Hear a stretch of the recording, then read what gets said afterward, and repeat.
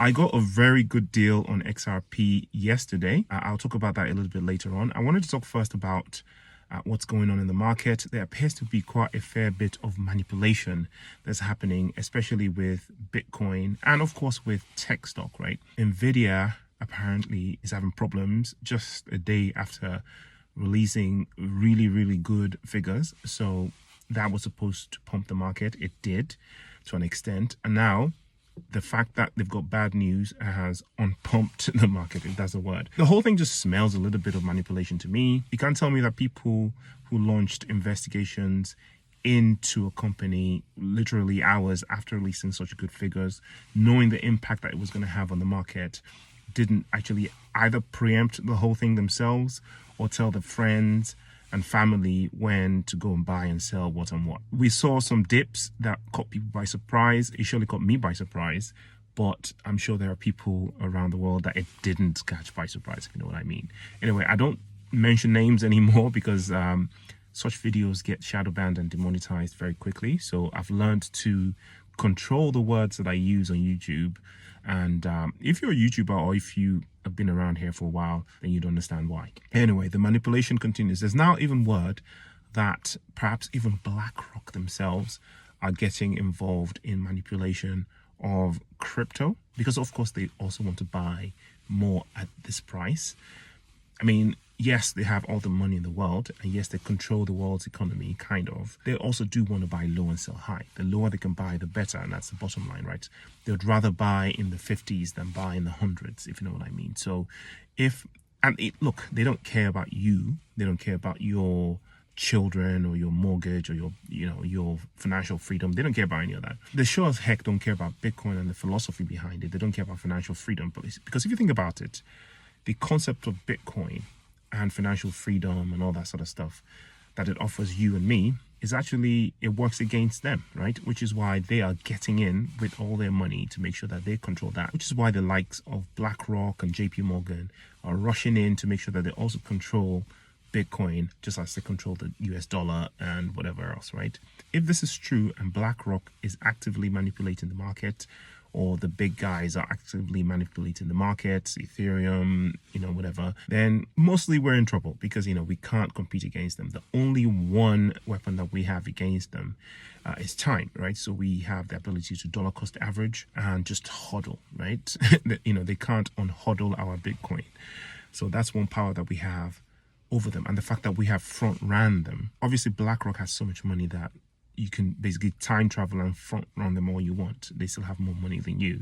But at least the amount of money that we are able to make by front running dollar cost average and selling high and buying low is able to give us individually and perhaps our family members, financial freedom, a little bit of happiness, ability to move around, etc. Talking about moving around, two of my friends left the UK yesterday, and one is preparing to leave by the end of the month. What do you mean by leave? I mean actual emigrate, move out of the country completely. One of them went to Portugal, the other one went to Dubai, and there's one that's getting ready to move to the Gambia in West Africa. And the kind of reason why they left are somewhat different, but kind of similar.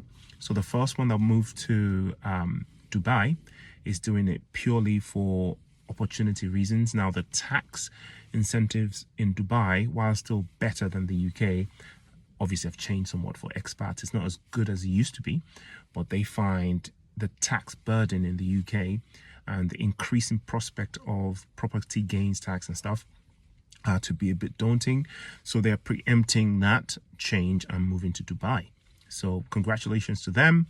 The guy that moved to Portugal did that purely because of Bitcoin and the incentives for that. He's a crypto head like me. So it's actually something he's been planning pre-pandemic. So he's finally able to do it. Moving to Portugal isn't as easy as it was pre-Brexit for British people. But if you have lots of Bitcoin like my friend does, that process is slightly easier. So he's made a move with his family. He's got a wife and 2 children. So they've found an English speaking school apparently in Portugal. So good luck to them. And the other guy, also a guy moving to the Gambia and West Africa, He's doing that because he's a little bit older and he wants to actually retire there. I think he has ancestry from there anyway, so he wants to go live in the sun. He also has a fair bit of, a bit of money, so he's able to do that at this age, which is lucky for him. He's retired, so he gets pensions and stuff or whatever. So again, shout out to all three of them. I am here in the UK. I am going to be here, and so it's you guys and me with the high taxes and the doom and gloom ahead.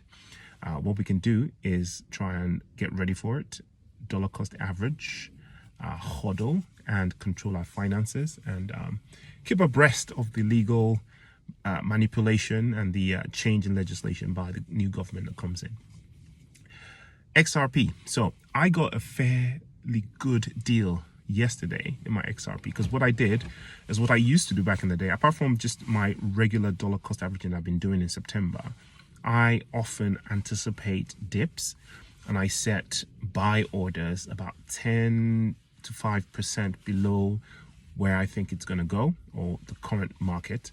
And for whatever reason, yesterday there was a liquidation dip that basically executed my order. So it was a dip that just went whoop, and I bought at a much lower rate than I was expecting. So I dollar cost averaged yesterday twice as much XRP as I wanted, but I got a really good deal. So that pot of XRP, that little bit of XRP, is already in profit.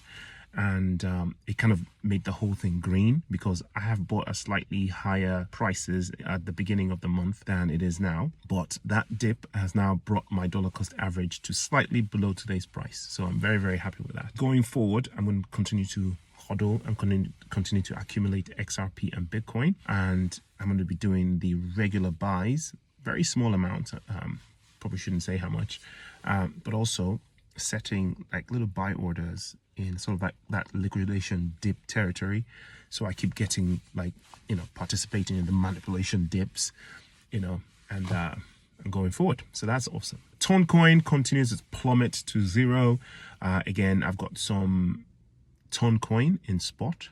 I have no leverage at all in ton at the moment. I'm not comfortable going back in yet. I'm waiting for the situation to completely resolve itself with Pavel, because this could well go to zero. Again, I've got some traumatic PTSD from Luna Classic and other such things crashing to zero effectively in the last bull market. So I'm very, very careful now to never go in to catch a falling knife.